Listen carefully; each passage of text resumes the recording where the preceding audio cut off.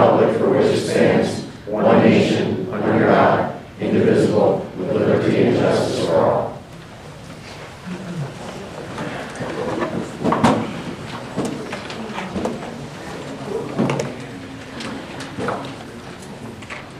Mrs. Castle, can you take a roll call, please? Mr. Elliott? Here. Mrs. Halpern? Here. Mr. Pike?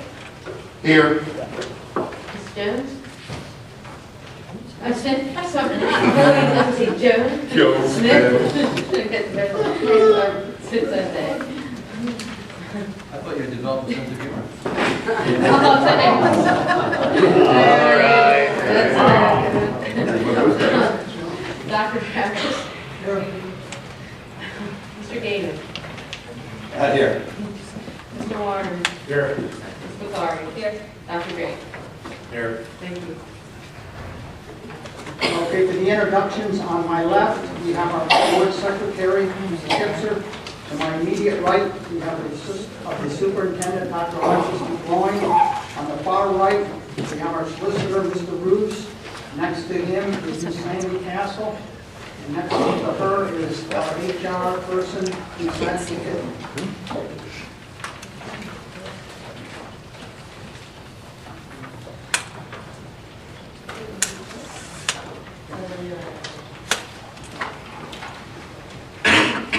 So I think I'll start with the superintendent's report, if that's okay? Yes. Okay. So, thank you, Dr. Ferris. I'd like to thank the Boys and Girls Basketball Booster Clubs for the donations to help offset the cost of new scoreboards at the high school gymnasium. Both of these two organizations have donated money. If you look on the agenda, you'll notice that we are putting new scoreboards in on our football fields and also in our gymnasium, and both the Boys and Girls Booster Club have donated money to help offset those costs. So I'd like to thank them on behalf of the administration and school board. I want to also address, I've obviously been hearing things in the community. I wanted to address some things that I've heard about student achievement in the district. I want to start with a couple different points. One was on a STEM competition that was at the state level. We did not actually decide to participate in that, so we couldn't come in any places on it because there's often a lot of competitions at the state level. Sometimes we compete, sometimes we don't compete. In this case, we chose not to compete. I've also seen a lot of things about our achievement, and I will tell you that like other districts, we have some pockets of achievement that we need to improve, and we have some really great pockets of achievement as well. I'll use Hereford Elementary School, for example. Last year, Hereford Elementary School's SPP was towards the top of the county. We were in the top quarter, I believe, of the county. And they had wonderful achievement on the SPP. And so it really depends on which school you're talking about, what the achievement looks like. I did obviously see an article in the paper, which everybody else did, which was on the U.S. News and World Report about our high school. They ranked the high schools in the area and in Montgomery County. And our high school was not on the top, they were actually at the bottom of that list. And obviously that's not something that we want to see, but it is only one measure. And in no other measure in this district is this district on the bottom of anything else. That doesn't mean, though, that we feel like that is where we want to be as a district. And so what we've done is we have collaborated with the MCIU to create a continuous improvement plan for our high school. They worked with us several times already this school year. And I say us, what I mean by that is administration and teaching staff at the high school. We have committees set up at the high school level that are looking at student achievement, that are looking at school culture, that are looking at a cultural potential, meaning that all of our students can achieve. And we will be creating an action plan for the upcoming school year and 3 years out to help us work on those factors to make sure that all of our schools are achieving what they need to be. So I want to just be clear that we definitely take achievement to heart in this district. We've implemented a lot of different programs and a lot of different resources within the last 2 years.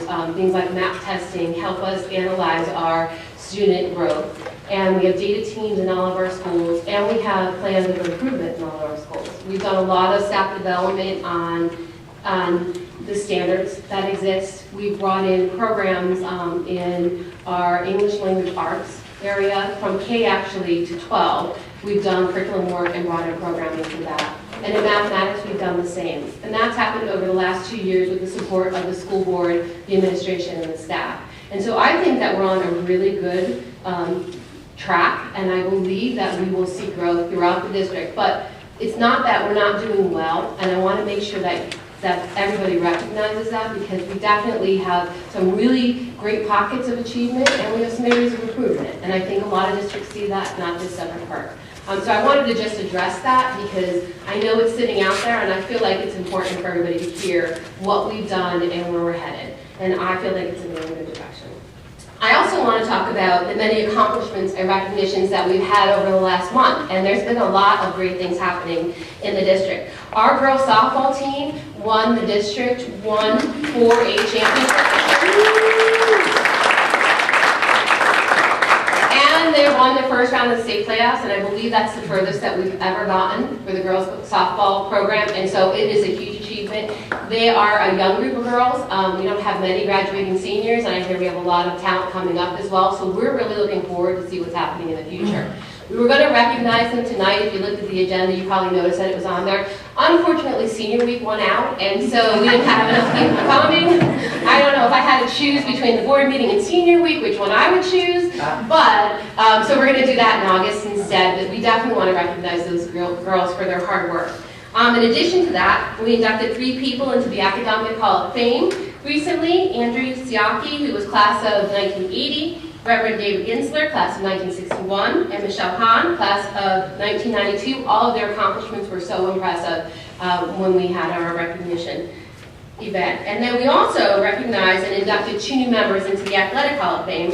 Alyssa Thren, who currently actually is a substitute teacher in our district for physical education and coaches in our district and at the college level. And then Tim Mazza, who currently is a minor league pitcher for the Toronto Blue Jays. And if you follow him, you probably recognize that he has a really good shot of becoming a major league pitcher. I've read a lot about him recently as well, and I'm really hoping for the best for him.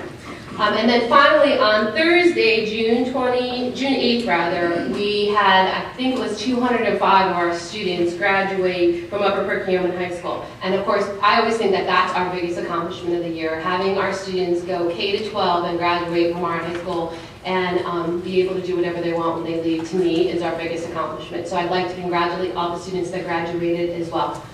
Thank you.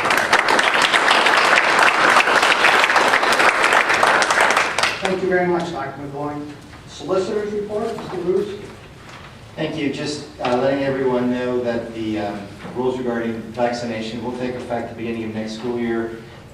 The grace period that children can attend school without the vaccinations has gone from 8 months to 5 days.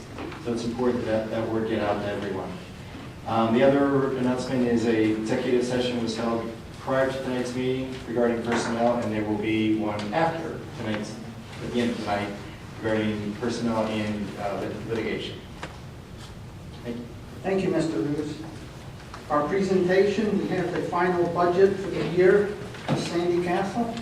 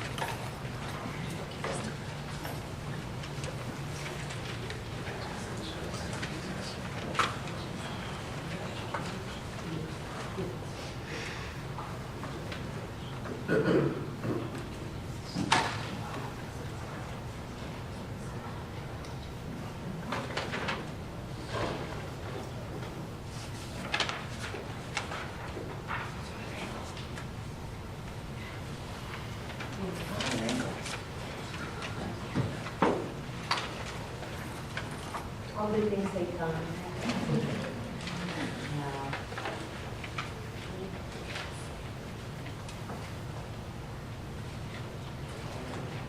And maybe you could just start with some of it without. Sure. Well, the board has a handout of what will be showing on the screen. I do have some extra copies. Maybe I should just, I think you're okay to start. You're just gonna go through your timeline to begin with, right? okay. Well, the timeline, as you've seen in many different documents so far. So at this point, we're at the adoption of the final budget. And it'll be, after the adoption, it'll be on PD 2028, and of course, I'll put it on the website. Yes, I think. Okay, since May 11th, which we had the proposed final budget, was at $59,989,392. Of course, we made adjustments because things occur, obviously, since May to June. Actually, the state came through and revised their subsidies, so it was an extra $6,000. But there were a few changes. The assessments were adjusted. And then, okay, and then we, last month, we approved the early retirement incentive plan. So that's reflected in here also, or at least portions of that. So salaries decreased, benefits increased, had to do with obviously paying out the ERIP, plus all associated benefits that go with that in the professional and other contracts. And as you see, there's some minor changes we go down. There's 300 in the 300 code, additional services, and then there were some changes that each building was required to reduce their budget by 5%. That's also reflected in there. So overall, there's $132,231 reduction in the budget from May to June. So there's your total. Again, this did not change. So the highlights, staffing, we're adding a 0.5 psych, one additional teacher at middle school. The only thing was that I added here is the ERIP because that was implemented. And getting technology. Here is just recapping by major function area, 1,000, 2,000, 1,000 being instruction, 2,000 support services, and so forth. So this changed very little, except for the numbers you saw previously is reflected. And this is just a graphical illustration. Major increases, this changed slightly. The benefits, which is including retirement, of course we know retirement is one of the largest increases in the budget. Debt service, due to additional debt that will be occurring for the new middle school. Leases for the computers, and of course you're all aware of the tax appeal that we settled during this year. And then of course the salaries, although that is lower than it was last time because of the ERIP. Can you tell people what ERIP is? That's your it's- language, but it's they're all looking confused. The early retirement incentive plan. So that was approved at the May board meeting, and then of course it reduced salaries. Prediction for next year is we hire new people at lower salaries. Major expenditures in the budget. Okay, so as you know, it's a almost a $60 million budget. But I want to highlight what are the major areas that make up that almost $60 million. And as you can see, salaries and benefits, transportation, debt service, Western Center, charter schools, utilities. MCIU is Montgomery County Intermediate Unit, and the Bucks County Intermediate Unit, who provides services to the district. Our professional services is like our OT, occupational therapy, physical therapy, I'm learning. Nursing substitutes, security services, so all of those would be under professional services. And then of course we have approved private schools, PRIs, private residential rehab institutions, and these are students who are placed outside of our district. Sandy, Yes. for the professional services like OT and PT, do we get reimbursed from the state for Medicaid? We get some reimbursement. Actually, we use for access funds and so forth. The reimbursement is not very large, but we do process and do the proper reporting to receive reimbursement. Magnitude or? This year, we had reimbursement was around 40,000. Now, what happens is, we apply for that, it goes into a fund, and then we have to show that our costs, and then draw from that fund. Which, actually, that was good this year. I mean, last year it was lower.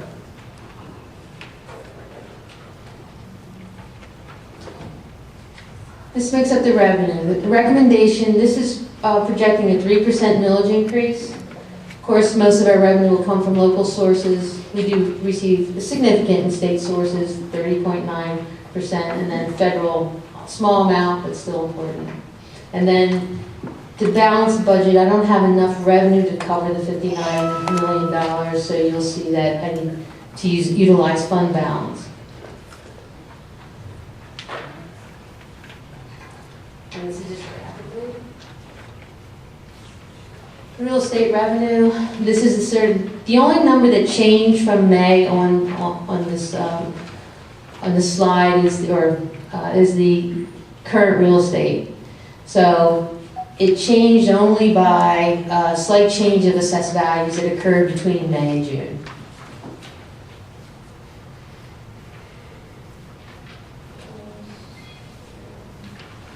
State funding, our basic instructional subsidy increased slightly, a little over $6,000 from what was originally projected.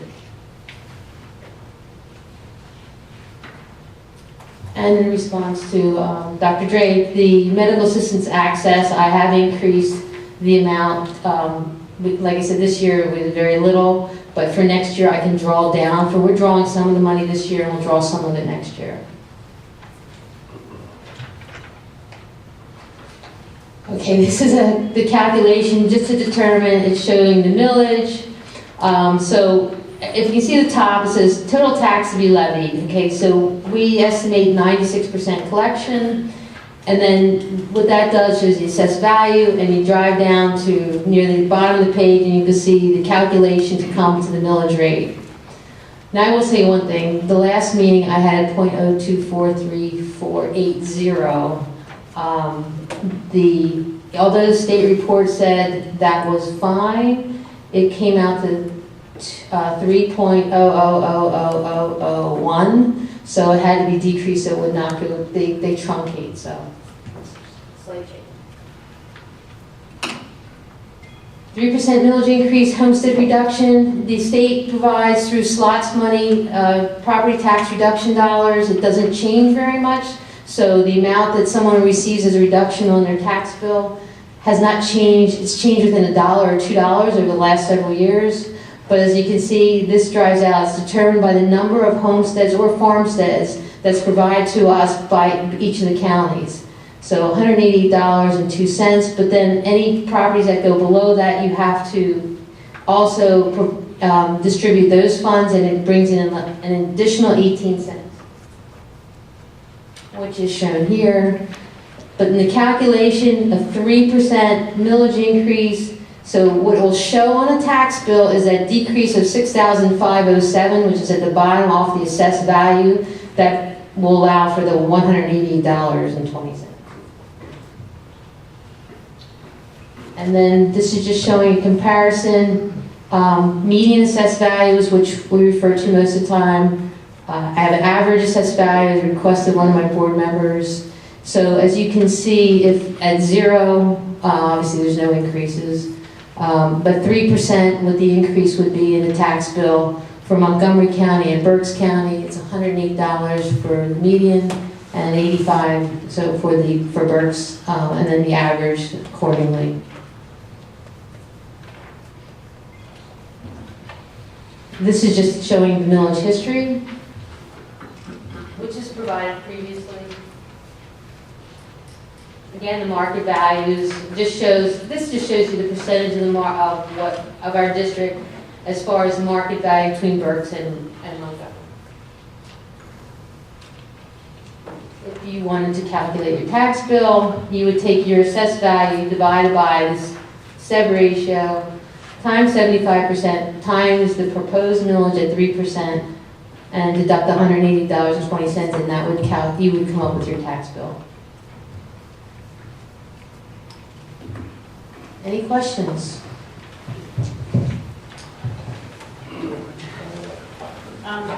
The local revenue one with current real estate, you said that the slate changed assessed values for May and June, so that number changed. It changed slightly, yes. Does that number change monthly? It does change monthly. Does it ever go down? Not as a whole. It does in different municipalities, but as a total, it does not.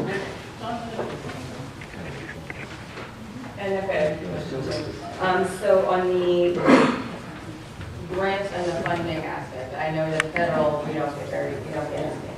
So on this, what do we get in terms of actual grants that we apply for? Not that come to us, but that we apply for. Okay, well, we have the consolidated grant, which is Title I and Title II. We have to submit that grant in Title III.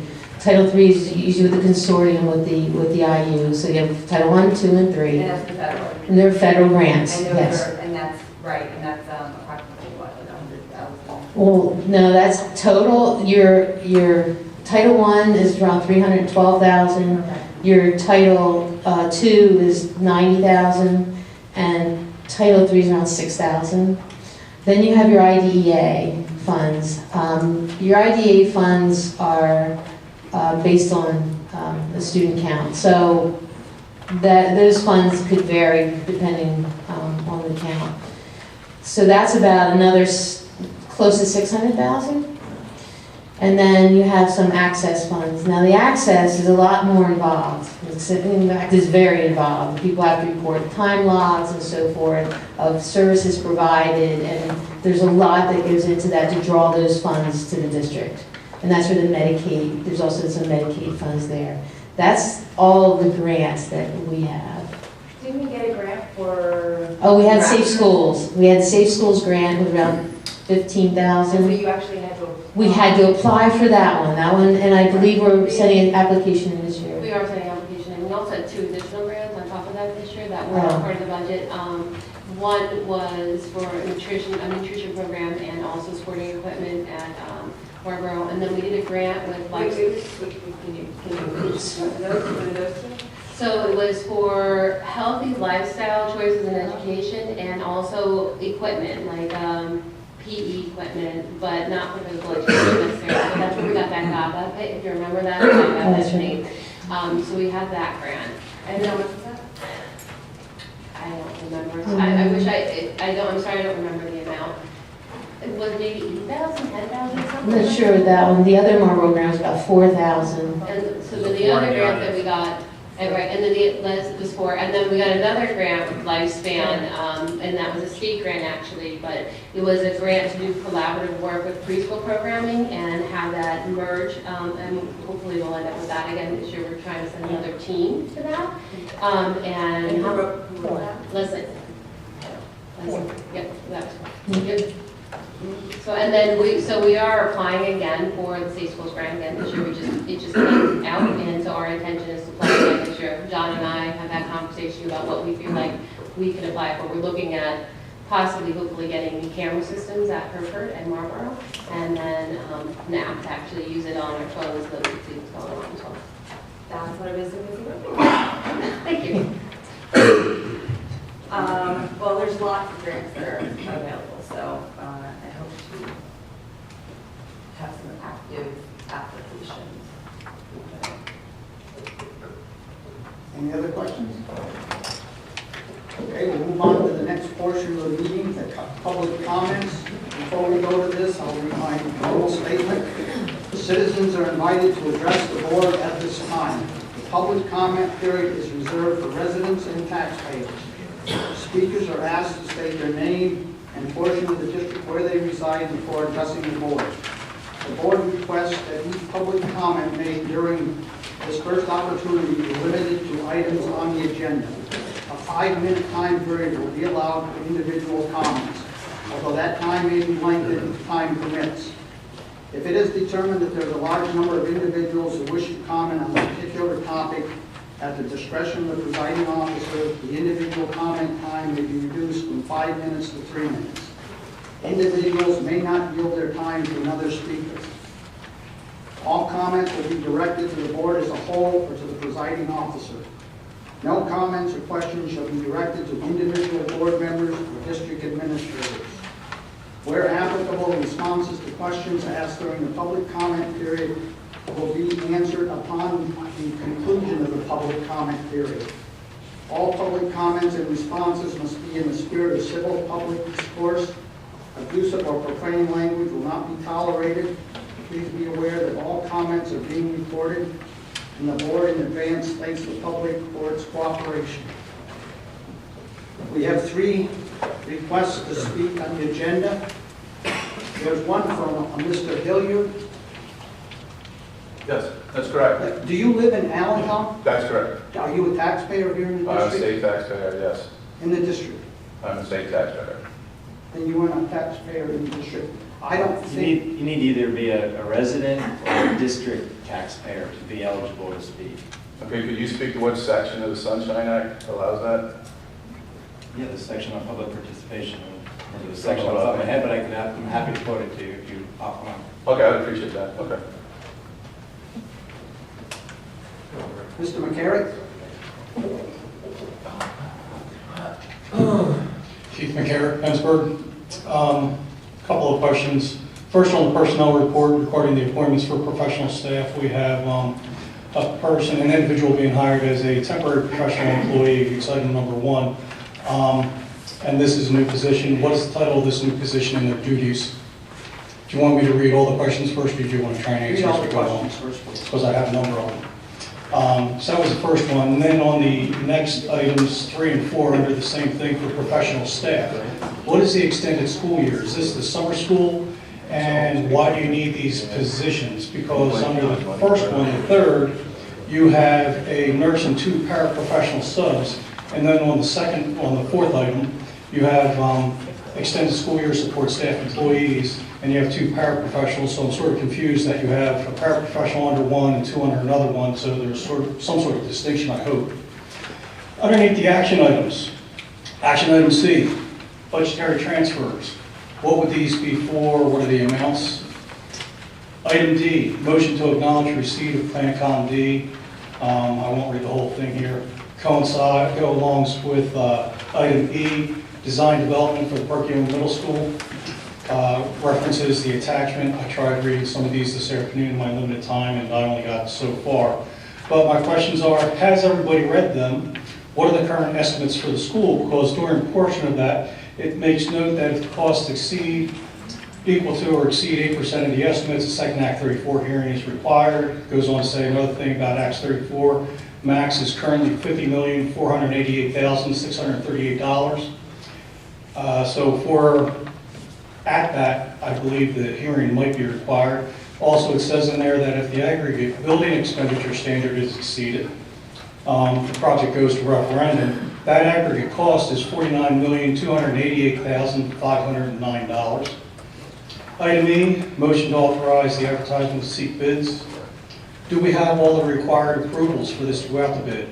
And what is the timeline for the project going forward? It'd be nice if the public could see a timeline for what we plan to do. Public seems to be a little bit behind, as I've said, since last year when this started getting in gear. Item G, motion to contract with Barry Isley to perform tasks necessary for the sidewalk project.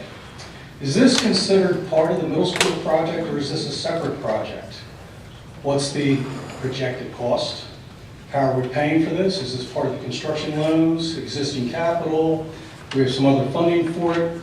Is this going to be rolled into the construction costs for the project? H, between this meeting and the next meeting, this is coming out of your things.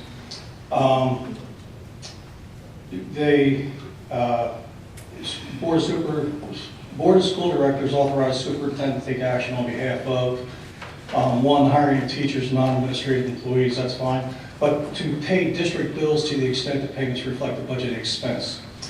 Is a budgeted expense anything that has to do with the construction-related bills? Would any construction-related bills be paid during that time frame, or will it be held until the next meeting in August? Item O, cost of tuition for the summer program. What is the cost of tuition?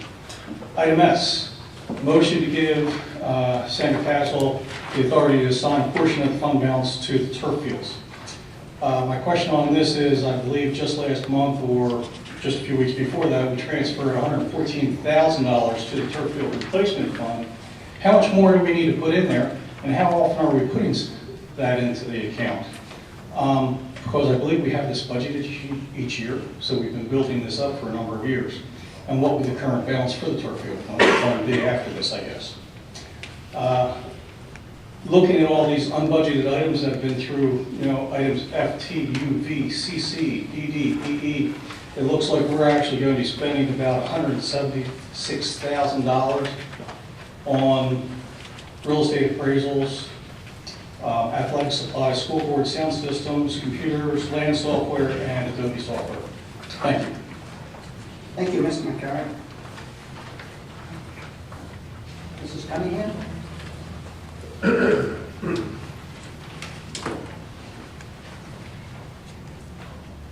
Hi, Melanie Cunningham, I'm the manager. So I have a couple of questions. First, can you tell me what SPP is? School performance profile. Thank you. I don't like English, so I'll ask. Is the website going to be updated on the middle school project? I don't think it's been for a while.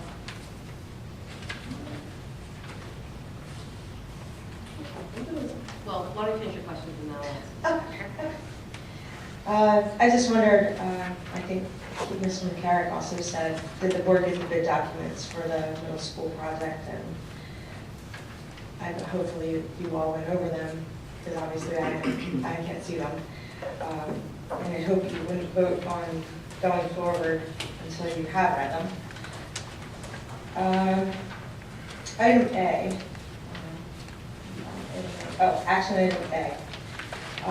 So I'm wondering what you'll need to raise the millage next year, if you're already raising it this year, the maximum 3%, and we haven't started the middle school yet. The action item C, I wondered also how much money would be transferred, and I don't know which way it's going, but if it's moving out of the regular budget, will that take you down to the 7.5% that you? That's been removed. That's been removed. That agenda. item has been removed. off the agenda. Okay. I think you printed it probably and it's been removed since then. I did yesterday. Yeah. Okay. Let's see. Item E, with the election results, that would be to seek the bids. With the election results the way they were in the primary, I would hope that you'd wait and not go off to bid. I also wondered what kind of approvals you needed to have to go out to bid. And let's see, I have a lot of them, I'm sorry. This sticky noting away here. And I wondered why you needed appraisals on the sidewalk project on the properties. And I don't know if you needed to have agreement with those homeowners or not to have that done. G, I also wondered what tasks were necessary, Gary has it, for the sidewalk project.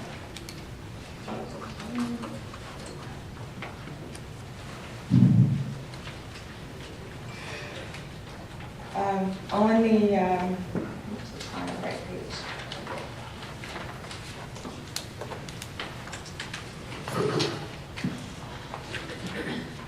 I'm just wondering on the, and I can't read which part it is, the one with all the figures in it, I believe it's part, I'm going to say it's part D of the plan con. I'm just wondering how come everything's all crossed out and just, you're going to send that to the Department of Education that way, I'm just wondering.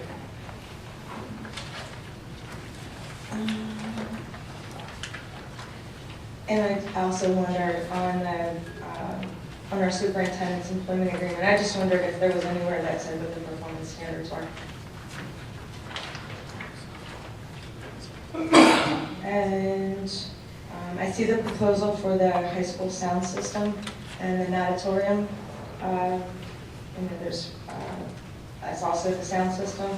And I just wondered, I couldn't remember if that was, when we talked about that with the scoreboards, if that was additional to that, or if that was part of the same project. I'm almost done, I don't know. On the list of obsolete materials, There's a whole bunch of tractors and things like that. I just wondered if all of them had already been replaced or if they would have to be replaced since you're gonna sell them. And I haven't, I guess Sandy will probably have to answer this one. There's a couple, I was looking through the actuals, what was this month and what was actuals in the accounts, and there's some accounts that just don't have names on. So I just wondered, like 510, and 5110, sorry, and 5230. It just says debt service for 5110 and capital projects fund transfer for 5230. That's fine. And the bills being paid, I just wondered, on check 2982, I didn't know what Delta T group was. Just trying to get myself up to speed here, so I figured I'd ask. And also check 3091, Teamwork Wins. Oh, and last but not least, check 3109 was Whistler Pearl Scheme, and I kind of wondered what was $83,000, almost $84,000. I'm done, thank you. Thank you very much, Mrs. Cunningham. Are there any other agenda items?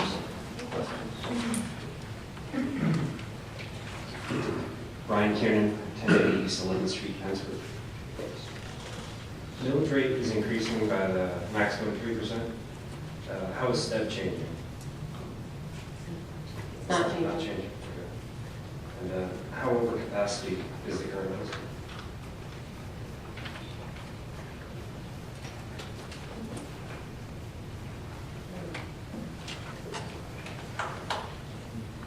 Mark Mancini, Hereford Township. I think I've asked the same question, I remain optimistic, but along with Mrs. Cunningham and the other gentleman, with the 3% mill increase for next year and moving forward, how do we pay $100 million new school? Been asking that. I believe it's going to be over 100. The other quick question is this. With eminent domain, it's my understanding that if you're digging for sidewalks, the curbing, and you hit contaminated soil, that we would be on the hook for that disaster. I'd like you to address that as well. Thank you. Thank you, Mr. Mancini. Are there any other questions on agenda items?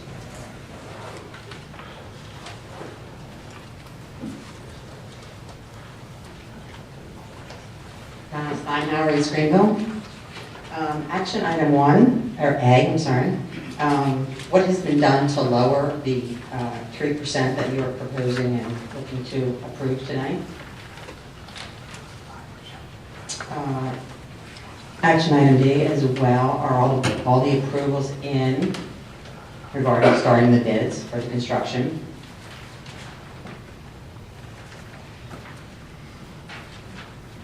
Action item F, regarding the perform the tasks necessary, please, that's a very vague word, tasks, please be specific. Action item K, motion to approve incentive compensation for Dr. Alex McElwain.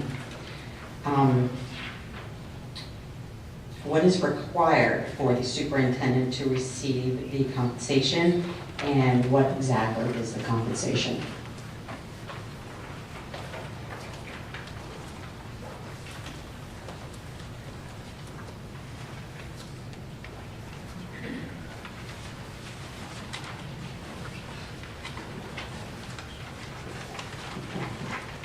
Do you want me to try to answer some questions?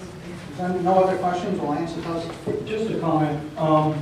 I had printed this out at about 1:30 this afternoon, and I noticed that just about every item after C that I referenced. You need to go to the mic so that you I'm sorry. I printed this out about 1:30 this afternoon, and evidently the website was updated sometime after that. So every item I referenced was off by one letter. So you'll have to readjust there. Thank you. And just on the comment for the budget, just a comment on that. I noticed that this year we have to transfer almost $2 million to balance the budget. You know, hopefully we are projecting out for the next couple of years to see where we're going to be at, because that's going to take, we have $13 million in capital funds according to our report that I printed out this afternoon. So that goes down to 11, and then with other expenditures that we have out there, we have to do this for the next few years. We're down to 0, even though we have more than enough money in that fund according to what is the recommended balance. Thank you. Thank you, Mr. McCary. Councilman Bowling. I'll try to answer what I can. Temporary professional employees, I believe you're asking about the middle school. That was a math and science 6th grade position for enrollment needs. And I think that was the one that you're asking about. ESY is extended school year. That is for our students that are special education students that require additional time over the summer because they need that time so that they don't lose what they've retained during the school year. And so that's why you see those names on there. Some of them are reporting the contract, some of them are not, which is why they're in 2 different categories. The ones that are reporting the contract are in the first group, the ones that are not, and when I say contract, I mean team contract, I apologize for that. The ones that are not are second. We are within budget at this point for Plan on D&E. Asked that question, we're still within budget. The last budget number that everybody saw is the same budget number that still exists today, that has not changed at all. We are not required to have approvals prior to going out to bid. We are required to have approvals prior to awarding our bids by Plan Con. So we're fine as far as that's concerned because we don't have a requirement to have all of our approvals at this point in time. The sidewalk is a separate project outside of the project for the middle school. So they're 2 totally different projects, and that money is going to be taken from our capital reserve account. I kind of lost a little, I apologize for that. And you asked about what it costs for that that summer program. It is $10,476. I said SPP, the website was updated a couple weeks ago. Once tonight's over, we will go back and we'll update it because we'll have new documents put out there once we're done with tonight's votes if they all get approved. We keep populating them as they keep coming, but it was a few weeks ago. The bid documents actually, Mrs. Cunningham, you saw the bid documents. You don't realize that you did. You were at the meeting when we had a facilities committee meeting. One of the books was all the bid documents. So they were there for your view, actually, and everybody else's view on the board. And at that committee meeting, that's where they were, and we've had them for a little while now, actually. We need appraisals on the sidewalks because it is eminent domain, so we have to take, you want to take that? Well, you're going to need that appraisal either way, either whether it's an eminent domain or whether it's a negotiated, whether you negotiate with the landowner. That's the same answer would be true as far as the issue about contaminated soils. That's a responsibility, whether it's done by condemnation or by acquisition. And that's not a school district. That wasn't the school district's idea. That was the township's requirement that the school district get the sidewalk on that property. That's not something the school district was necessarily interested in doing. Plan Con D, there were things crossed out because they didn't count all, for whatever reason, when they went through D, they didn't count the special education rooms on the 2nd floor. Those crossouts actually have been erased. We don't need to get a second approval on Plan Con D. You'll see those changes reflected when we get Plan Con out. Which township are you talking about? Upper Hanover made a requirement of the sidewalk as a condition, prerequisite of final land development approval. So Upper Hanover is requiring the school district to put a sidewalk on some property they don't own. So the only way to do it is the school district either has to acquire it through rights, through negotiations with the landowner or condemnation. There really isn't much of that. It's the requirement by the landowner. But it's the Pittsburgh side, where the pavements are. But they're not going to give land development approval for the middle school without that sidewalk. And it's on both Upper Hanover and Pennsburg because the line actually goes diagonal. And so some of it's Pennsburg, some of it's Upper Hanover, and actually on our side of the street where our property is on Montgomery Avenue, that's Upper Hanover, so it's both actually, not one or the other. My employee agreement, the performance standards are actually on the website. If you go on the website, you'll see my goals every year. My goals are actually performance standards, that's what they say. And so you see every year since I've been here what my goals are for the year. If I meet my goals, then I meet the performance standard. And the performance standards are actually required as state law for all superintendents and assistant superintendents. And the website's updated after my evaluation is completed to say met or did not meet. And so if you go on the website and you look under superintendents, it's very clearly delineated there for everybody in the public to see. So that's where they come from. Sound system is different from the scoreboards. We did talk about that all at the same exact time though, as a need. That was the one where we showed the equipment that, remember, caught on fire. You were here when you saw the picture. We don't need to replace what we're selling. It's just old and we're ready to get rid of it. John Sheeran does a really nice job on eBay of selling things for the district that are old. And I've asked several times, do we make money off of it? And yes, he makes money off of it. So he does a really nice job. And we always want to get back whatever we can. So that is. Delta T is a staffing agency that we use for assistance. Teamwork Wins is for our students that are special needs to work in the community. You can request a bill for Whistler Pro, sorry. I don't know off the top of my head how far we are over capacity, but we are over capacity. I just don't know the number. But if you want to shoot me an email, I'll happily let you that number.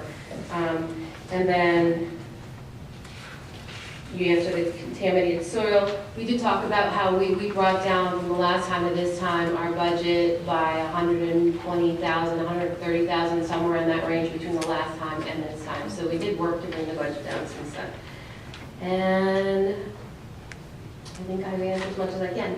Yes? Sure, a couple of quick things. The individual that asked what the citation was in the Sunshine Act, it's 65 Pennsylvania Consolidated Statutes 710.1, which says that public comment is reserved for residents or taxpayers of the district, in this case, district. And the Whistler Coastline bill, just for your information, is a quarterly bill. That's our regular quarterly bill. There's a bill summary that breaks down what everything's covered by. If you ask for a copy of it, you can get it from Ms. Castle. You might see some blackouts for like names of students or things like that, but otherwise it'll break down what each thing is for that particular quarter. Sure. Thank you all for You never answered the question how you're going to pay for the school. Sorry. I didn't get what the incentive was, compensation incentive, that wasn't answered. So the addendum, I believe, is in the back, and it's definitely online for my incentive compensation plan, so you can pull that off. Can you verbally tell us now? Well, I don't know what it is, and I don't know. No. So it's 4%, I believe, or higher. So that's what it is. And then how are we going to pay? Well, we've talked about what? The payment to the school. Oh, not 4%. No, it's not 4%. It's $4,000. 4% would be great in most people's world, but that's not what it is. That's a true lie, or a truth. That's not necessarily right. That's not. So anyway, and we talked about Mr. Mancini payment for the school. So this year it is 2.4% that we need to increase the budget to for the school. I don't remember what it is off the top of my head, but I know we have it online. But over 4-year span of time, I believe it's about 8%. 8.62. 8.62. Thank you. Actually, if you got those numbers when it comes to 8.3, sorry. That's a bad.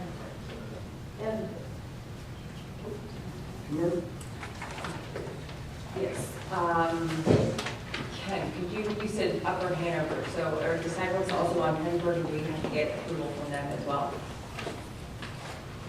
No, the land, excuse me, the final land development approval is from Upper Hanover. That's for the middle schools. But for the sidewalks? The sidewalks, I don't know precisely which sidewalks and which side it's on. I know that the sidewalk for which the appraisal is being requested tonight is for the sidewalk that's required by the Upper Hanover supervisors under the land development approval. So it is Upper Hanover and Pennsburg, and I believe that we'll go through that process, and most likely, I think the answer is yes to you. But that we will have to get approval from the townships as well as we go through. Because it's a construction project. You mean the borough? Townships, boroughs, yes, I think. Any other thoughts? What's for the eBay thing? How, like, when you sell something and then get the money back, is there like a school, or like how does that work? There's a PayPal account There's a for the district, and then when I get money in there, I can transfer it directly into the school account. Okay. So it's a district account? Yes. Okay, we'll move on to the committee reports. Facilities Committee, Mr. Pike. Well, several things have been referenced already. There are several action items addressing our new middle school construction. Items C, D, E, and F. C is Planning Con Part D and E. Item D, advertisement for seek bids for construction. Items E and F has been referenced, is about the sidewalk project. Thank you, Mr. Pike. Special Education Committee, Dr. Drake. So we had requested time at the last workshop to get an overview of our special education population and changes with that, because we had a large change this year. So we did have that update. Dr. Farina gave a very good detailed summary. Maybe it's a swan song from the special education, but hopefully it's the start of the kind of data that we'll see in the future for curriculum and performance. So that was a great report. One thing that was interesting and a little troubling to note was that there was some of the changes were due to dropout of some of that population. So it's, again, it feeds into what's our graduation rate, and so that's something that I think we need to think about for what we do with this population. One other thing to note was, not necessarily for the committee, but for special education, Special Olympics was held on May 26th. It was originally scheduled, I think, the 22nd, then the 24th, and then the 26th, which if you know this population, sometimes when you change days, it's a very difficult thing. But at the end, it was a beautiful day. Everything went well. Dr. Carpenter was there cheering on some of the students, and I think it was a really wonderful community event for our school, and I was happy to have my son be part of it and have our teachers be part of it. So I just wanted to acknowledge that as well. Thanks. Thank you, Dr. Drake. Policy Committee, Mrs. Smith. Yes, sometimes we have driven policies to avoid this item and on the action. Thank you. Board Communication Line, Mr. Elliott. We had one thing come in last week. It was a question, it was just a comment, and I'll get that out to you later tonight. Thank you very much. Western Center and Western Career and Technology Center, Mr. Gaiman. I had a big long report and I can't even find it again.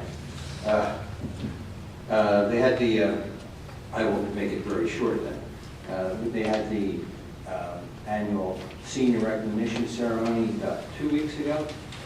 And Upper Perk, I would just say Upper Perk did very well. Students excelled in their scores, their achievements, their getting their certificates, and even just certificates of participation means they did well. We hope to have a new teacher's contract as of next Monday night down there, and so things are moving along. That's it. Thank you. Thank you, Mr. Gaiman. Montgomery County Intermediate Unit, Dr. Drake. There was a meeting held on April 26th at the MCIU. Some of the highlights was, first of all, there's an early intervention update. There's an ongoing campaign throughout the state of Pennsylvania to secure additional financial support from the Department of Education, from the state. And Governor Wolf and the House of Representatives have recommended a $10 million increase in funding for the coming year. So the IU is optimistic that that funding will be increased. The other thing to note, and I might ask Dr. McGlynn to provide some details on this, is that there was an $800,000 grant for transition to workforce that was granted. So that's for, I think the MCI will administer, but maybe Dr. McGlynn might be able to give details on what that means for our district. So I don't know at this point, but I'm attending a meeting in 2 weeks through the workforce development, and they're going to talk about the grant and then what we're going to be able to get from that grant. And so I'll know after I have the meeting that I go to. So. Yeah, and that's just one thing to note is that there does appear to be increased activity in the grant area and also cash available for that to speak to what my colleague, Ms. McCarty, has mentioned many times. So it's nice to see that some of that is actually coming in and that may be able to make a difference in our district. That's the majority of the comments. Thanks. Thank you, Dr. Drake. The legislative liaisons and Upper Perkiomen Region Planning Commission, both of these by Kimberly Carey. Well, we hit quite a lot of the legislative and planning commission stuff already. The only other thing is the PESers went through, so there will be a hybrid plan. I believe that the start date for that is 2019.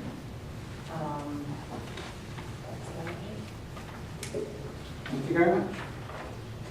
The Education Foundation, Mr. Elliott. Well, I'd like to segue off of what you said, and that is we have, if you guys remember, we had last month, Ray had come to us with something that the Bangor School District was doing in calling for PESers reform. So I kind of audited, or the, oh, for the audit. It's for the audit, okay. It's all for an independent audit. Yeah. So what we'd like to do tonight is ask for board members to sign it. We had it last time. We had Ken wanted to tweak it a little bit. So we have that. Go ahead, you can. So basically what we're going to do is we're going to ask you to read it, and then if you will, sign it, and then we'll get it to the Bangor Area School District and send it out to the representatives. Basically, we're asking for an independent audit. So I know that John Warren can't sign it. It's a conflict of interest, which is fine, but if everybody else will take a chance, read it. It's different than the letter that I wrote because Mike softened it. So just take a look at it. But it's really good because, You wrote it. well, I don't mean to be like that, but I think it makes some really great points and some strong points about why there's need for reform. Not just for us, the taxpayers, but I think it also benefits the employees too. Because, you know, if you pay, you know, years into this, year after year after year, you would expect to be, you know, get some of what you put in back. And so this is trying to find a fair and equitable way to do that, and that's kind of what this is a call for. So it's different than the reform that they passed, which I still think is smoke and mirrors. But this is asking for an independent audit to be done under why it's so underfunded. And the practice is that they changed it from 7.5%, using an assumption of 7.5% as the investment return. They've never made anywhere near 7% for the last couple of years. It's been more like trying to reach 4%. And then what they did was they recently changed it to 7.25. So it really wasn't much of a change. It's just to quiet the people who keep making noise about 7.5%. You'll never get a 7.5% return. So we would just like to see an independent audit done, and that's what we're calling for. Thank you very much. Now we're going to back up a little bit. We now have our Western Career Center and Technology Center report. Technology is a wonderful thing when you know how to use it. All right. These were the 2017 Western Center Senior Awards that went to Upper Perkiomen students. Automotive Technology went to Aaron Doremus. Carpentry, Noah Brash. Collision Repair, Zach Lieber, Josh Engdahl, and Lars Gerhardt. Computer Information Systems, Dakota Jameson. Cosmetology, Kelsey Zimmerman and Val Jenkins. As you can see, there's quite a few. I'm not finished yet. Culinary Arts, Chase Skavinsky. Early Childhood Education, Brooke Long, Shayla Good. Environmental Design, Giselle Inez Rios. Health Science Technology. You know, there are some high-level courses down there at the Western Center. It's not your grandfather's tech school anymore. Health Science Technology, Janessa Mensch and Brianna Barnt. HVAC, Adam Sign, and last but not least, Metal Technology, Michael Madugno. That's a good Dutch name, isn't it? So Upper Perk is very well represented in the awards.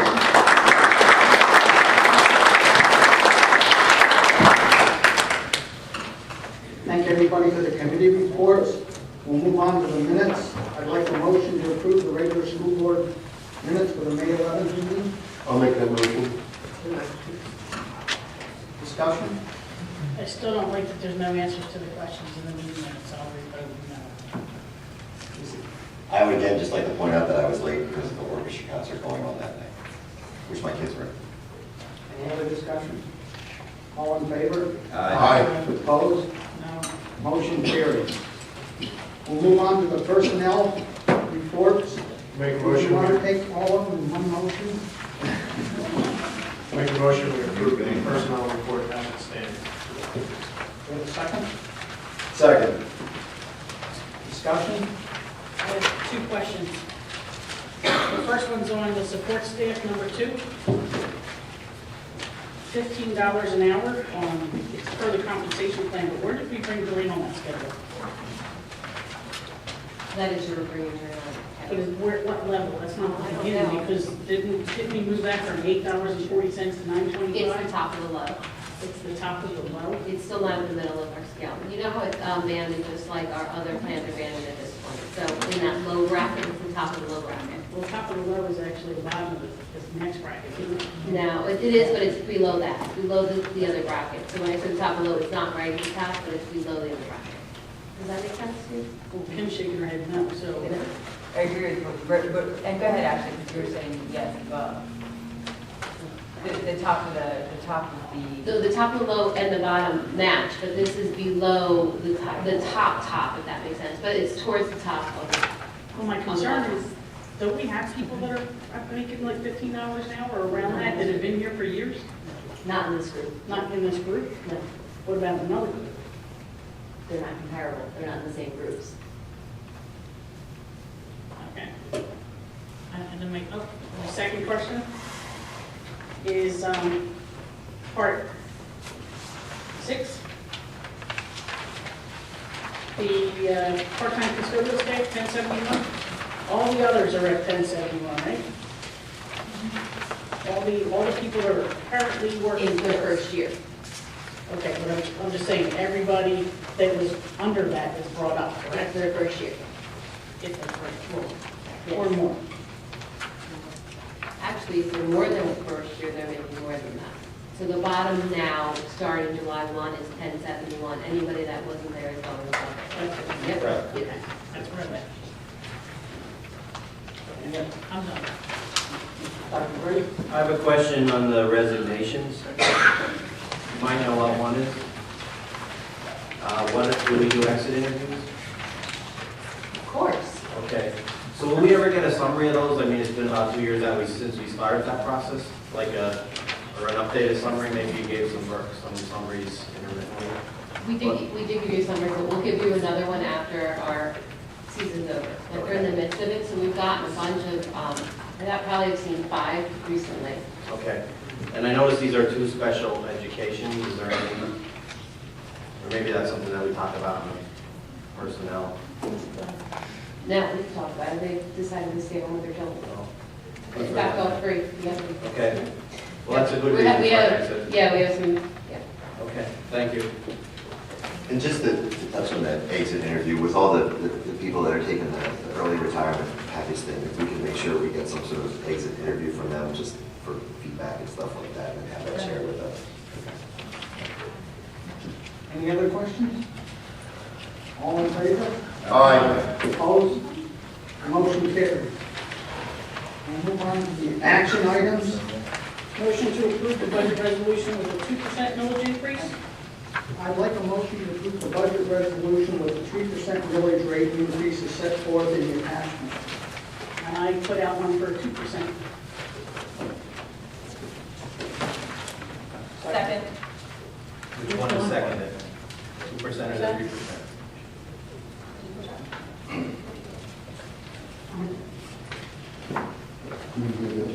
Chief, we're going 2%. Yeah. 2.5. Ken, did they make the motion and then amend the motion? Is that what happened? You start with the motion that was made down the bottom, and then if there was a second to that motion, then there can be a discussion, then there can be a motion to amend. Discussion? I feel like 3 is too high. I feel like this community can't afford it. And if the middle school does not go through, 3% is too high. Oh, and if the middle school does go through, 3% is too low. Any other discussion? I would also just say that, based on historical precedent, we seem to always be off by about 2 million, plus or minus, even in the last 2 years on our forecast and what we actually spend. So I would also be in favor of the 2 versus the 3. And I don't in the middle of the discussion, but we were actually not off by 2 million last year. Our fund balance was 1,045,000. Did By you our transfer report. to capital as well? That's before the transfer. What was the surplus this year? 1,045,000 was the additional amount. This, in 15-16 audit, if you go to the audit agency, it was 1,045,000. And what about year-to-date? Well, I always say, year-to-date is typical because we have 3 months past the end of June where we have expenses such as payroll payables. So what I'm looking at estimating is maybe using part of the fund balance or breaking even, but I'm looking at going into and actually utilizing some of them. Now, don't hold me to that because there's a lot of things that could happen. We still have reimbursements coming in, we still have expenditures occurring. It seems like I understand we're in June. We have 5 payrolls yet to issue, which I know the professional staff, the support staff bill is at the end of June, so I have an estimate on that. And my estimate is taking us a little bit of time. Any other discussion? Sure. I want to add something. Do you have your chart? I don't have my big yellow chart. I didn't do that anymore. It seemed like too dorky. I should still put it on an Excel sheet. It's a big dorky yellow sheet. You know, we're faced with a lot of things in the district that we're trying to improve. Right? A lot of things that we're trying to change. You know, we've updated our technology, which is really great. We're making changes to the curriculum, which is really great. We're making progress. We're updating. You know, for example, we were talking about the scoreboard and the equipment that was used for that. And if you remember, there was that one piece that looked like it had caught on fire. It was a shame. It was a real shame, especially working with equipment like that most of my life, off and on. So there's a lot of things that we need to tackle. But of course, That's coming out this year. I know. I'm talking big picture here for some reason. I won't talk too long. At least I'll try not to. So I think there's a lot of things that we need to talk about and consider when we do this budget. So maybe the answer is somewhere in the middle and no one is happy. Because sometimes that's where you find the best solution. Ms. McCary? I'd like to see more done with getting things funded through outside sources. Last year, Marcia Reeder and I did a presentation to the board about an education foundation executive director and about the amount of money that's out there federally, state, and privately philanthropically. And I don't believe that we've done enough at all to address that issue. I would like to say that our legislators have been incredibly supportive. Pottstown Area School District just received $250,000 with the support of Senator Bench for lights for their stadium. I do know that there are other schools such as Satterton, which get support from the USDA and Lehigh. And as for the NCIU, I can speak to that because I actually worked on that. It's through Montville Works, that's a county grant, through workforce development. And it is the IU, the lead fiscal agent on that. And what that is it delivers services for out-of-school youth who are at risk of dropping out. It takes into crime, delinquency, and what they do is career readiness. Career readiness, job placements. Working with the community, working with your businesses to get kids either back in school or get them an education. So I'd like to see more done with getting outside funding. Thank you. Mr. Gammon? I'm going to make a guess that I'm there's probably no one in this room who is impacted more by, well, maybe Mrs. Cunningham, by a tax increase than I am with my home business. The reality of it is, though, 2% versus a 3%, a 1% change isn't going to make or break me. It's the tax itself that's going to break me. And I can't do anything about that. So I kind of think that, for the fiscal solvency of the district, I've got to bite the bullet and go for the 3. Any other discussion? You make no sense. We have a roll call vote? Actually, can I would love, again, to have it considered that we add a position for executive director for the Education Foundation. Can we make a motion to add that? Not right now. I would second that sentiment though, because there's potential out there to help. And sometimes you gotta dive in to do that. Call for a vote? Mr. Elliott? No. Since that motion changed, shouldn't there be public comment? No, it's, the motion itself is on the agenda. The fact that the motion may be amended doesn't require additional public comment. All right, thank you. Mrs. Hopkins? Yes. Mr. Pike? No. Mrs. Smith? No. No. Mr. Gaiman? No. Mr. Warren? No. Ms. Picard? Yes. Dr. Drake? Yes. We'll now go back to the original motion, the motion. Motion fails. A motion to approve the budget for 3% millage rate increase. I'll make that motion. Second. Discussion? I think we picked that up. I'd like to call for the vote. Mr. Elliott? No. Mrs. Hopkins? No. Mr. Pike? Yes. Mrs. Smith? Yeah. Dr. Ferris? Yes. Mr. Gaiman? Yes. Mr. Warren? Yes. Ms. Picard? No. Dr. Drake? No. The vote passes 5-4. We'll move on to the next item, motion to adopt the farmstead exclusion resolution. Make a motion we approve action item B. Second. Discussion? All in favor? Aye. Opposed? Motion carries. Can we take item C through F with one vote? I'd like to talk about D separate. Okay. Item C, I'd like a motion to acknowledge the receipt of plan upon reading. So moved. Second. Discussion? All in favor? Aye. Opposed? Motion carries. I make a motion to approve action item D. Second. Discussion? I have a question on this, if it's okay if I speak first. So we just had a 5-4 vote. If, for some reason, the will of the board right now is to move forward with this, if for some reason the will of the board changes, are these bids binding?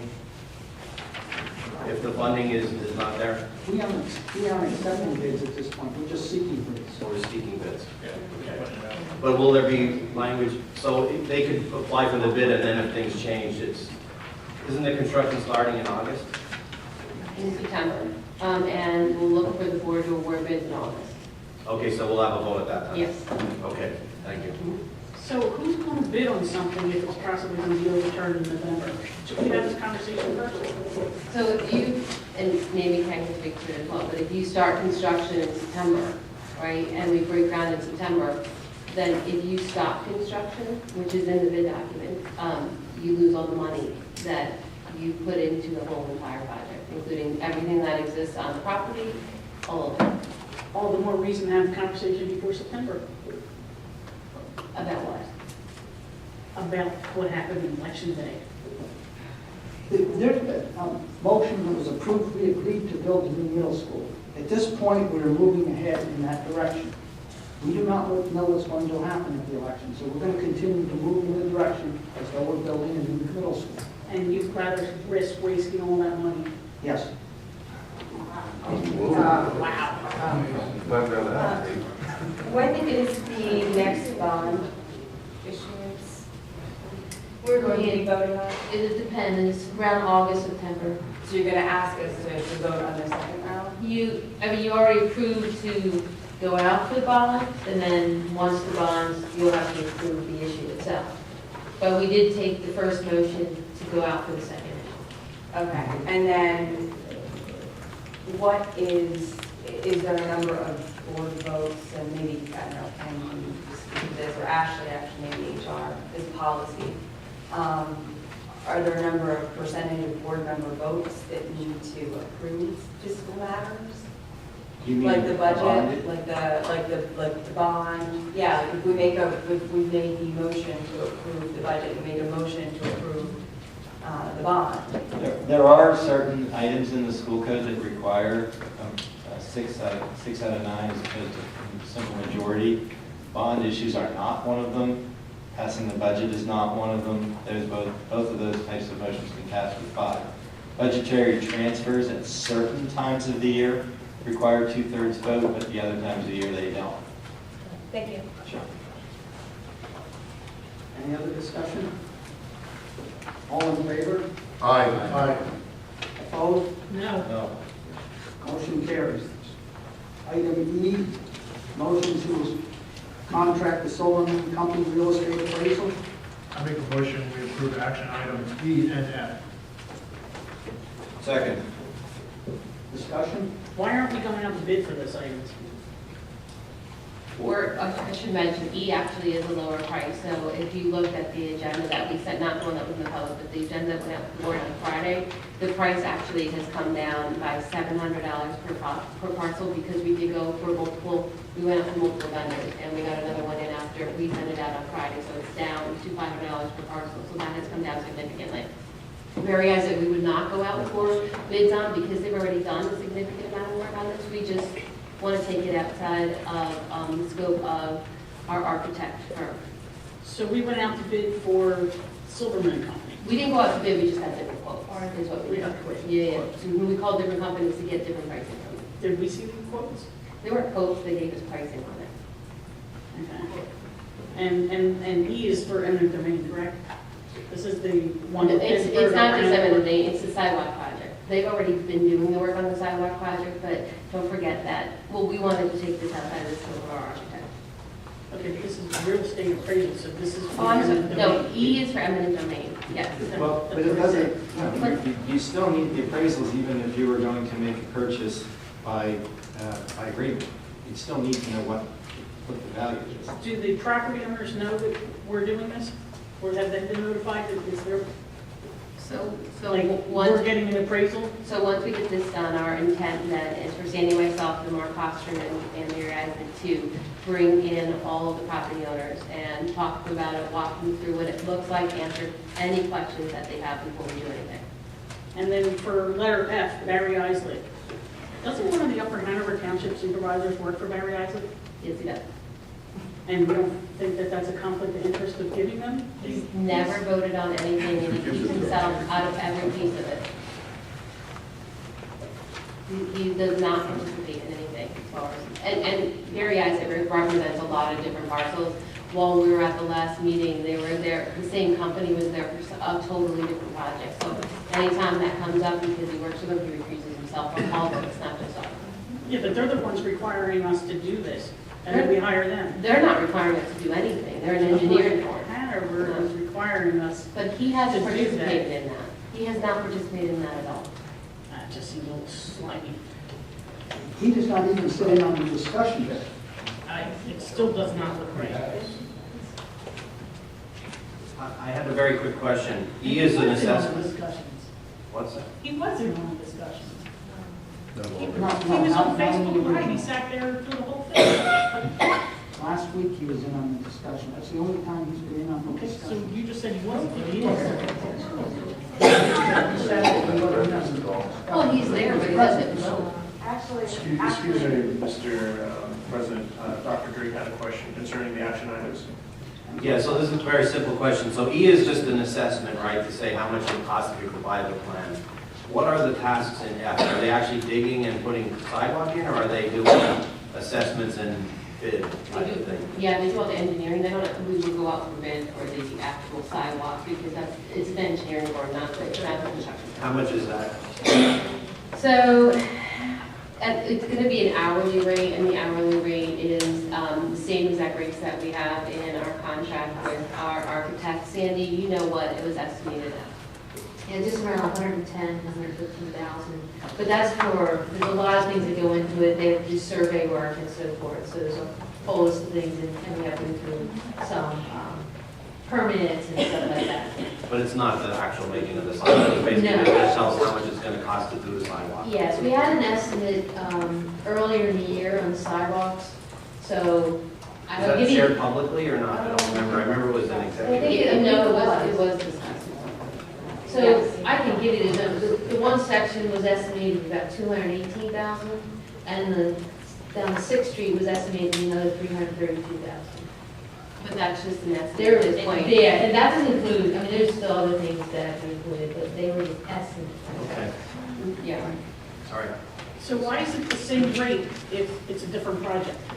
It's the same rate, but it's actually less than the rate because our architect subcontracts with a lot of these different groups. And so in our contract, we pay the architect an extra amount on top of whatever the rates are for Verizon or any other group. It's not specific to that group alone. But, so the rate is actually less than we're paying currently, and that's why we're taking that side of it. Does that make sense? Because there's No, because you said it was the same rate, and then. Well, it you say is. it's So a if different we rate. look at our bills at what Verizon charges, the numbers are the same, but then in our architect agreement, there's actually like a surcharge on top of that for the architect. That will no longer exist. So the hourly rates are the same that they charge to the architect, and that's what we have a surcharge on top of that from our architect as well. Because they look at the drawings and they do everything else with it. Now we're taking that piece out. So the rates are the same, we just don't have a surcharge anymore. So it's actually less. Any other discussion? I have a question. Wait, I have a question. In regards to, I just want to ask for clarity on this one, you might be due. In regards to, in eminent domain, you put in a sidewalk, the bike path or anything like that, does that then free the homeowner who had that of any potential liability from slips and falls and stuff like that? Yeah. So what do we do with that? Because aren't we going to maintain, isn't that the That was only the property near the school. The property The property near the school, that's the one I'm referencing Yeah. specifically, I Yeah. apologize, because that's such a big, And that's the one that we said we would maintain. we're gonna maintain. Carrie? So, I'm gonna go to F, I guess it was both of them, but again, I guess I'm unclear about what's going on with Edinburgh and Upper Hanover, and are they doing, this just says this stipulation agreement between Upper Hanover and the school district, but, so does that mean that Verizon is going on to in Pennsburg, and that, again, we're gonna have to take a look at getting some sort of ordinances or variances with this particular project? This sidewalk, the one that's the subject of the land development agreement for Upper Hanover, that pertains to Upper Hanover. I'm not aware of any additional approvals or requirements or anything else that would need to be done with respect to this sidewalk project from either Pennsburg or from. I would be happy to go back and ask Mr. Osterman that question, just so I can confirm it, but I'm not aware of any in terms of putting a sidewalk on that property. Because you said that there was Upper Hanover and then part of Pennsburg, so that's what I'm speaking to. Right. So there are on both sides. It is on both sides, but I don't know. We're just beginning the process, so I don't know all the steps that are happening. Will need to happen with it with regards to Upper Hanover or Pennsburg at this point in time, because it is just sidewalk, so it may require nothing. but it may require something, and I don't know the answer to that. Or whatever it requires, we can rise to the level of an ordinance or anything like that. It would be some sort of permit. I'm not even sure you need that, just to put a sidewalk over the property in the easement.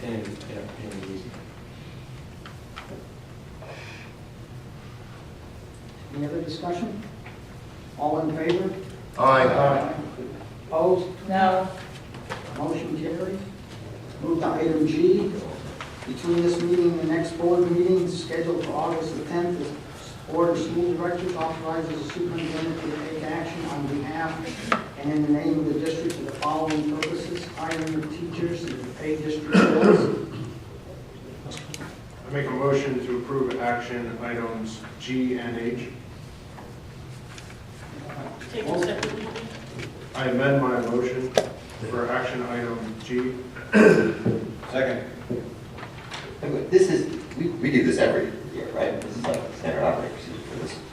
I don't believe we've ever had to pay the district bills that way. That was in the contract last year. Do we have a second yet? That was in the Was there hiring some kind of last year. limit on that, like the amount? This is the same 30,000 motion, or this is something, the I same don't exact remember. motion we used last year. Okay. Exactly. Well, we're voting on just item G. All in favor? Aye. Opposed? No. Motion carries. Make a motion for action item H. Second. Discussion? All in favor? Aye. Opposed?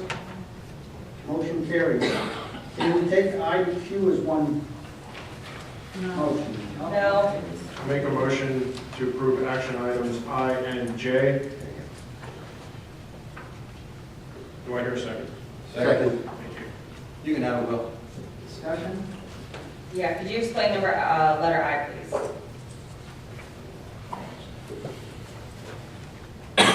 So if you remember, Ally Stevens was here to talk about online learning and us entering into this venture to try to bring back charter school students. This is an MOU with the union so that we have the ability to contract out for teachers to do online learning for outside students. So if they're inside students, they would be taught by upper Perk teachers. If they're outside students, we, to build capacity, could contract for teachers to attract those kids back to our programming. You mean outside if they're not district? They're at a current cyber charter placement. But they live in the district. Correct. Okay, and So, right, this is our opportunity to start our own cyber school version, to start building the footprint so we can bring money back. Because To build currently, capacity. if you look at the budget schedule that Ms. Castle provided, and you look at private schools and charter schools, 5% of our total budget goes out the door to other schools. Exactly.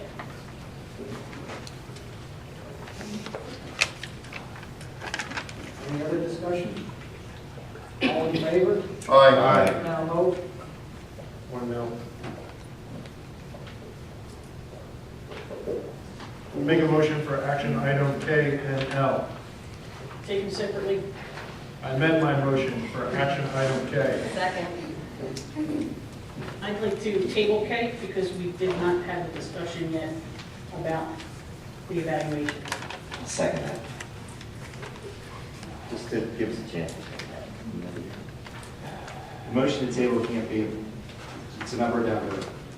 There's no discussion on deliberation on the motion to table. It's been moved and seconded, we call for the vote on the motion to table. All in favor of table? When we discuss it? There is no You discussion. can't discuss, you can't deliberate a motion to table. Table. Wait, we're voting on the motion to table, not the actual. Correct. Okay, sorry. Yeah, I know. All in favor of tabling, take a roll call vote, please. Okay. Mr. Elliott? Yes. Mrs. Hopkins? Yes. Mr. Pike? No. Mrs. Smith? No. Dr. Farris? No. Mr. Gamey? No. Mr. Warren? No. Ms. Picard? Yes. Dr. Drake? No. Okay, that puts the motion back on the table. Yeah. Okay, Do we have a second for that? A motion to approve the, motion to approve the incentive compensation package for Dr. Alexis DeBlanc. Okay. You made that motion, correct? We need a second. It was. It was quite seconded. Was quite seconded. Did I? So long ago. I mean, this is in accordance with our contract, so I don't know why there would be much discussion. So. And there has been no changes in this documentation from the prior year? No. Just to be clear, the amount is $4,000. Fine. Or more. I would add just a point in discussion is this is the contract based on negotiation by a previous board, and there's not, I mean, it's pretty cut and dry to say yes or no. And I believe that we're a yes, so there's not a lot of, it's not like a bonus in industry with a lot of negotiation, just so people know why we're voting, how we're voting. I know, I kind of wanted us to do the review first. It just felt like that would be the appropriate step. That's kind of why I was. If it's going to be more than $4,000, it should be in the motion. And we don't know the amount that. We need to complete the motion now. You need to make sure that the business manager has the authority, publicly approved authority to say what the amount is.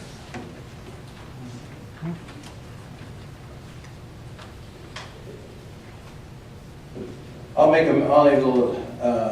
propose an amendment to the motion to include a figure of $5,000 subject to a positive review of the superintendent's evaluation. Do you have a second to the amendment? Discussion? So for clarification, the bonus amount is $5,000 pending a positive or proficient, satisfactory evaluation. Is that correct? My question, isn't that changing the amount from what was talked about? I mean, I don't remember that figure of 5,000 versus 4,000. But the addendum says a minimum of 4. We didn't talk about it yet. Was there a deadline? Was there a deadline in the contract by the end of June for this? Or how- This was supposed to have been done in October, by October. We did have the discussions. We failed to have it formally adopted. So we are playing catch-up at this point. No, actually, I believe that. You can move for an executive session now to have this conversation if you wish. I feel that's appropriate. Yes. I make a motion to move to executive session. Am I allowed to do that? The appropriate way to do it? Dr. Ferris can simply adjourn into executive session. We're going to adjourn and we're going to an executive session.